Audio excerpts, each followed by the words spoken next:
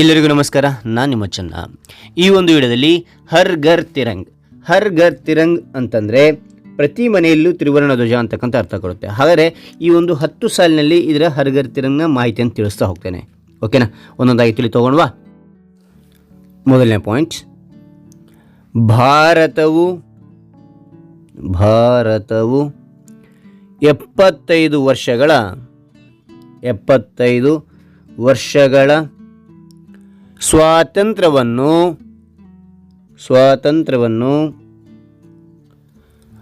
ಆಚರಿಸುತ್ತಿದೆ.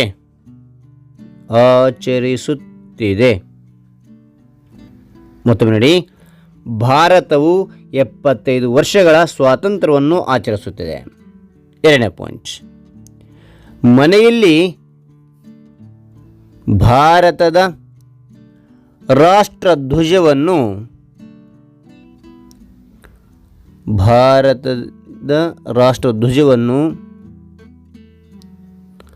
ಹಾರಿಸುವ ಕಲ್ಪನೆಯು ಆಜಾದಿ ಕಾ ಅಮೃತ ಮಹೋತ್ಸವದ ಭಾಗವಾಗಿದೆ. ಮತ್ತೊಮ್ಮೆ ನೋಡಿ, ಮನೆಯಲ್ಲಿ ಭಾರತದ ರಾಷ್ಟ್ರಧ್ವಜವನ್ನು ಹಾರಿಸುವ ಕಲ್ಪನೆಯು ಆಜಾದಿ ಕಾ ಅಮೃತ ಮಹೋತ್ಸವದ ಭಾಗವಾಗಿದೆ.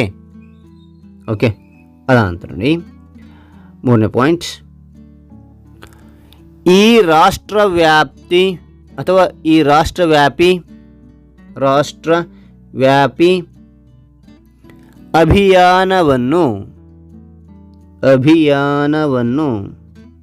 ಅಭಿಯಾನವನ್ನು ಹರ್ ಘರ್ ತಿರಂಗ ಎಂದು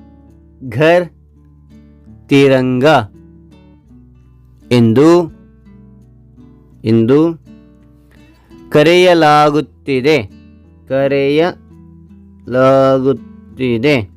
ಮತ್ತೊಮ್ಮೆ ನೋಡಿ, ಈ ರಾಷ್ಟ್ರವ್ಯಾಪ್ತಿ ಅಭಿಯಾನವನ್ನು ಹರ್ ಘರ್ ತಿರಂಗ ಎಂದು ಕರೆಯಲಾಗುತ್ತಿದೆ.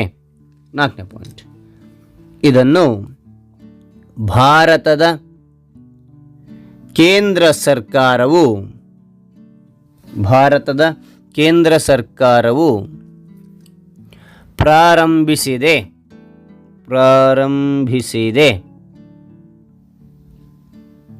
ಐದನೇ ಪಾಯಿಂಟ್, ಹರ್ ಘರ್ ತಿರಂಗ ಅಭಿಯಾನವು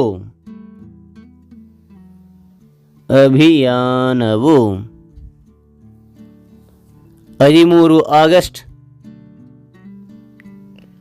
ರಿಂದ 15 ಆಗಸ್ಟ್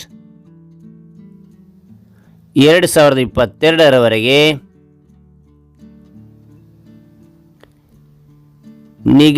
ನಿಗದಿಯಾಗಿದೆ. ಮತ್ತೊಮ್ಮೆ ನೋಡಿ, ಹರ್ ಘರ್ ತಿರಂಗ್ ಅಭಿಯಾನವು 13 ಆಗಸ್ಟ್ ರಿಂದ 15 ಆಗಸ್ಟ್ 2022 ನಿಗದಿಯಾಗಿದೆ. ಆರನೇ ಪಾಯಿಂಟ್, ಹರ್ ಘರ್ ತಿರಂಗ್ ಭಾರತೀಯರ ಹೃದಯದಲ್ಲಿ ದೇಶ ಪ್ರೇಮವನ್ನು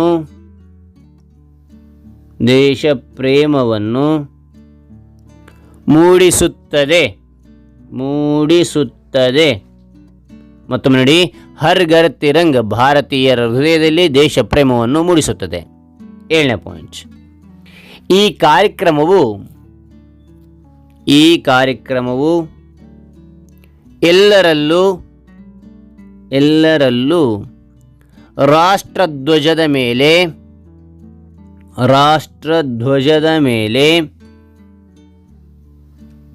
ಪ್ರೀತಿ ಉಂಟು ಮಾಡುತ್ತದೆ.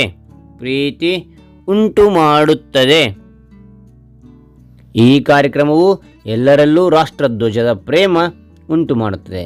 8ನೇ ಪಾಯಿಂಟ್, ಹರ್ ಘರ್ ತಿರಂಗ್ ದೇಶದ ಏಕತೆಗೆ ನಿದರ್ಶನವಾಗಿದೆ.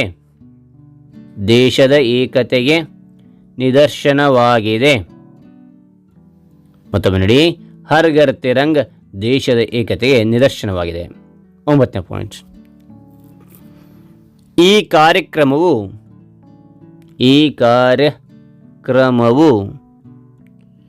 ನಮ್ಮ ರಾಷ್ಟ್ರಧ್ವಜದ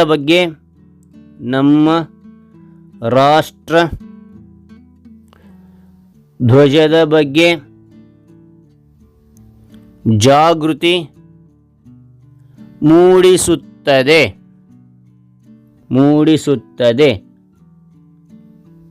10ನೇ ಪಾಯಿಂಟ್, ದಯವಿಟ್ಟು ಭಾರತದ ಹೆಮ್ಮೆಯನ್ನು ತಿರಂಗ ಅಥವಾ ತ್ರಿವರ್ಣ ಧ್ವಜ ಅಂತ ಹೇಳ್ಬೋದು. ಇಲ್ಲಿ ತಿರಂಗ ಪ್ರದರ್ಶಿಸಲು ಸಿದ್ಧರಾಗಿ. ಜೈ ಹಿಂದ್. ಮತ್ತೊಮ್ಮೆ ನೋಡಿ, ದಯವಿಟ್ಟು ಭಾರತದ ಹೆಮ್ಮೆಯನ್ನು ತಿರಂಗ ಪ್ರದರ್ಶಿಸಲು ಸಿದ್ಧರಾಗಿ. ಜೈ ಹಿಂದ್. ಹಾಗಾದರೆ ಈ ಒಂದು ವಿಡಿಯೋ ಇಷ್ಟವಾಯ್ತಾ? ಈ ಒಂದು ವಿಡಿಯೋ ಇಷ್ಟವಾದರೆ ಲೈಕ್ ಮಾಡಿ, ಇನ್ನೊಬ್ರಿಗೂ ಶೇರ್ ಮಾಡಿ, ವಿಷಯ ಇನ್ನೊಬ್ರಿಗೆ ಚಾಲಕ್ಕೆ ಸಾಧ್ಯ ಅಂತ ಹೇಳ್ತಾ ಹಾಗಾದರೆ ವಿಡಿಯೋ ಮುಗಿಸಾಯಿನಿ. Thank you for watching. Bye ಮಕ್ಕಳೇ.